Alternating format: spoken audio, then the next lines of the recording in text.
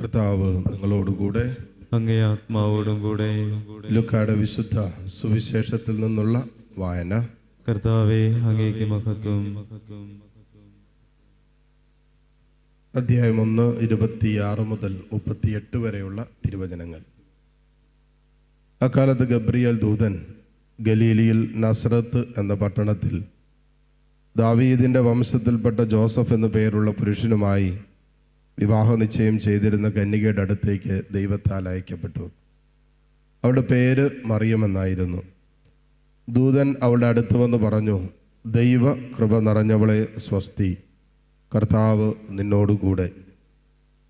ഈ വചനം കേട്ട് അവളേറെ അസ്വസ്ഥയായി. എന്താണ് ഈ അഭിവാദനത്തിൻ്റെ അർത്ഥം എന്നവൾ ചിന്തിച്ചു. ദൂതൻ അവളോട് പറഞ്ഞു, മറിയമേ, നീ ഭയപ്പെടേണ്ട. ദൈവസന്നിധിയിൽ നീ കൃപ കണ്ടെത്തിയിരിക്കുന്നു. നീ ഗർഭം ധരിച്ച് ഒരു പുത്രനെ പ്രസവിക്കും. നീ അവന് യേശു എന്ന് പേരിടണം. അവൻ വലിയവനായിരിക്കും, അത്യുന്നതൻ്റെ പുത്രൻ എന്ന് വിളിക്കപ്പെടും. അവൻ്റെ പിതാവായ ദാവീദിൻ്റെ സിംഹാസനം ദൈവമായ കർത്താവ് അവന് കൊടുക്കും. യാക്കോബിൻ്റെ ഭവനത്തിന്മേൽ അവൻ എന്നേക്കും ഭരണം നടത്തും. അവൻ്റെ രാജ്യത്തിന് അവസാനമുണ്ടാവുകയില്ല. മറിയം ദൂതനോട് പറഞ്ഞു, ഇതെങ്ങനെ സംഭവിക്കും? ഞാൻ പുരുഷനെ അറിയുന്നില്ലല്ലോ. ദൂതൻ മറുപടി പറഞ്ഞു, പരിശുദ്ധാത്മാവ് നിന്റെ മേൽ വരും, അത്യുന്നതൻ്റെ ശക്തി നിന്റെ മേൽ ആവസിക്കും. ആകയാൽ ജനിക്കാൻ പോകുന്ന ശിശു പരിശുദ്ധൻ, ദൈവപുത്രൻ എന്ന് വിളിക്കപ്പെടും. ഇതാ നിന്റെ ചാർച്ചക്കാരി വൃദ്ധയായ എലിസബത്തും ഒരു പുത്രനെ ഗർഭം ധരിച്ചിരിക്കുന്നു. പന്തിയെന്ന് പറഞ്ഞിരുന്ന അവൾക്ക് ഇത് 6-ാം മാസമാണ്. ദൈവത്തിന് ഒന്നും അസാധ്യമല്ല. മറിയം പറഞ്ഞു, ഇതാ കർത്താവിൻ്റെ ദാസി, നിന്റെ വാക്ക് എന്നിൽ നിറവേറട്ടെ. അപ്പോൾ ദൂതൻ അവളുടെ മുമ്പിൽ നിന്ന് മറഞ്ഞു. കർത്താവിൻ്റെ സുവിശേഷം. ക്രിസ്തുവേ, അങ്ങേക്ക് സ്തുതി. മിശിഹായിൽ ഏറ്റവും സ്നേഹമുള്ളവരെ, പെന്തക്കോസ്താ ദിനം കഴിഞ്ഞ ഉടനെയാണ് പരിശുദ്ധ അമ്മയെ സഭയുടെ അമ്മയായി ഉയർത്തിക്കാട്ടുകയും അമ്മയുടെ ഓർമ്മ നമ്മൾ ആഘോഷിക്കുകയും ആചരിക്കുകയൊക്കെ ചെയ്യുക. സഭയ്ക്ക് ഒരമ്മയുണ്ട് എന്ന് വളരെ കൃത്യമായിട്ട് ഇന്നത്തെ വായനകളിലൂടെ നമ്മളെ പഠിപ്പിക്കുകയും ചെയ്യുന്നുണ്ട് സഭ. ഇവിടെ ആദ്യ വായനയും സുവിശേഷം കൂടിയും ചേർത്ത് വായിച്ചു കഴിഞ്ഞാൽ നമുക്ക് കാണാൻ പറ്റും, ആദ്യ ഹവ്വായെയും രണ്ടാം ഹവ്വായായ പരിശുദ്ധ അമ്മയെയും കമ്പയർ ചെയ്യുന്നുണ്ട്. മറ്റു വാക്യം പറഞ്ഞാൽ വായിച്ചു കഴിയുമ്പോൾ നമുക്കത് മനസ്സിലാക്കാൻ പറ്റും. ആദ്യ ഹവ്വ അനുസരണക്കേടിലൂടെ പിശാചിനും പാപത്തിനും അവളിൽ ജനിക്കാൻ അനുവാദം കൊടുത്തെങ്കിൽ, രണ്ടാം ഹവ്വയായ പരിശുദ്ധ അമ്മ അനുസരണത്തിലും വിധേയത്വത്തിലും ദൈവത്തിൻ്റെ സ്വരത്തോട് സഹകരിച്ചപ്പോൾ ലോകരക്ഷകനെ ജനിക്കാൻ തൻ്റെ ഉദരത്തിൽ അമ്മ അനുവദിക്കുകയാണ്. ഒരാൾ പാപത്തെ ജനിപ്പിച്ചെങ്കിൽ മറ്റൊരാൾ രക്ഷയെ ജനിപ്പിക്കുകയാണ്. ഇതൊരു ഓപ്ഷനാണ്. നമ്മുടെയൊക്കെ ജീവിതത്തിൽ അനുദിനം നമ്മൾ കൊണ്ടു നടക്കുന്നൊരു ഓപ്ഷനാണ്. ഒന്നില്ലെങ്കിൽ നമ്മളിലൂടെ പാപത്തിന് ജന്മം കൊടുക്കാൻ പറ്റും, പക്ഷെ അതിൻ്റെ ശമ്പളം, വേതനം, മരണമാണ്. മറ്റ് നമുക്ക് രക്ഷ നമ്മളിലൂടെ ജനിപ്പിക്കാൻ പറ്റും. അത് അനേകരുടെ രക്ഷയ്ക്ക് കാരണമാകാനും അതിലൂടെ സാധ്യമാണ്.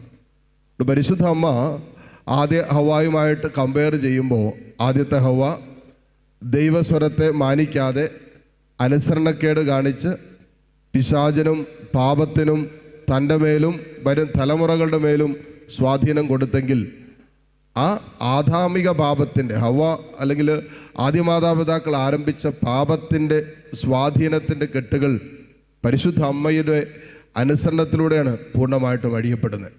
അതൊരു സ്ത്രീ മൂലം ഈ ലോകത്തിലേക്ക് പ്രവേശിച്ച പാപം മറ്റൊരു സ്ത്രീയിലൂടെ എടുക്കപ്പെട്ടു.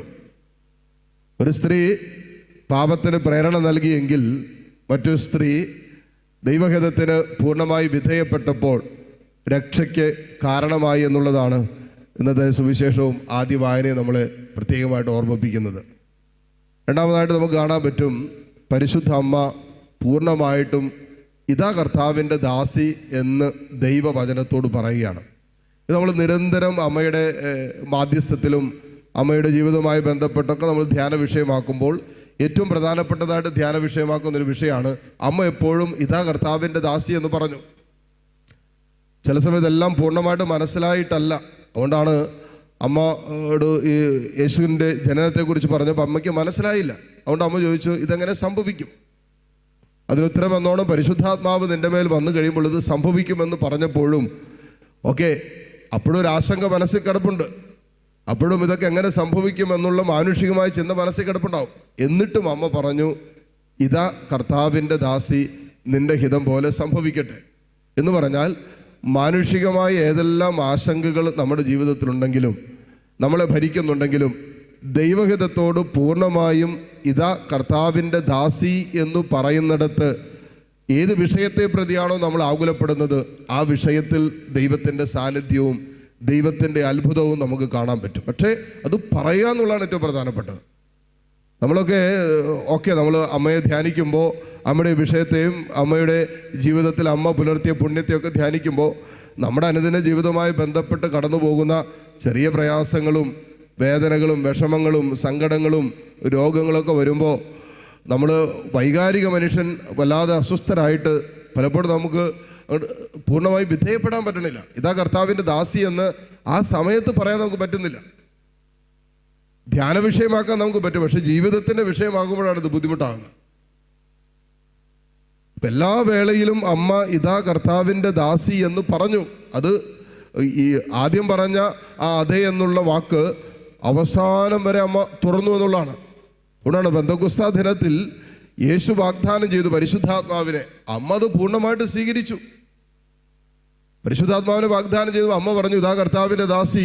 യെസ്, അതുകൊണ്ടാണല്ലോ പെന്തക്കോസ്താ ദിനത്തിൽ പരിശുദ്ധ അമ്മയാണ് അപ്പസ്തോലന്മാരെല്ലാവരെയും ചേർത്ത് പിടിച്ചിട്ട് യേശു വാഗ്ദാനം ചെയ്ത പരിശുദ്ധാത്മാവിനോട് കാത്തിരിക്കാൻ പ്രേരിപ്പിച്ചത്.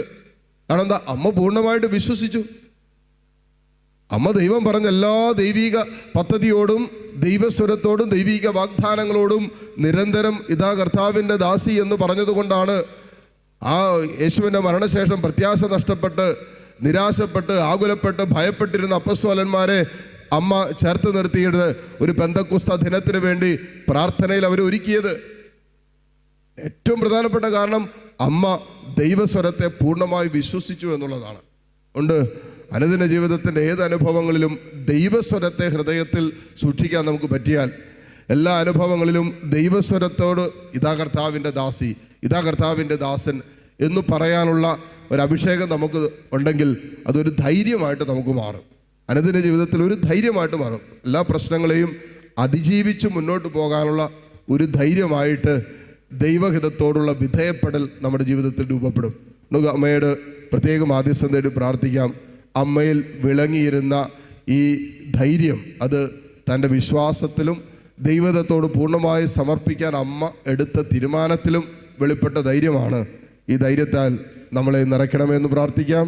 പരിശുദ്ധ അമ്മയുടെ പ്രത്യേക മാധ്യസ്ഥത്തിൽ നമ്മയും നമ്മുടെ കുടുംബങ്ങളെയും സമർപ്പിക്കുകയും ചെയ്യാം. പിതാവിൻ്റെയും പുത്രൻ്റെയും പരിശുദ്ധാത്മാവിൻ്റെയും നാമത്തിൽ ആമേൻ.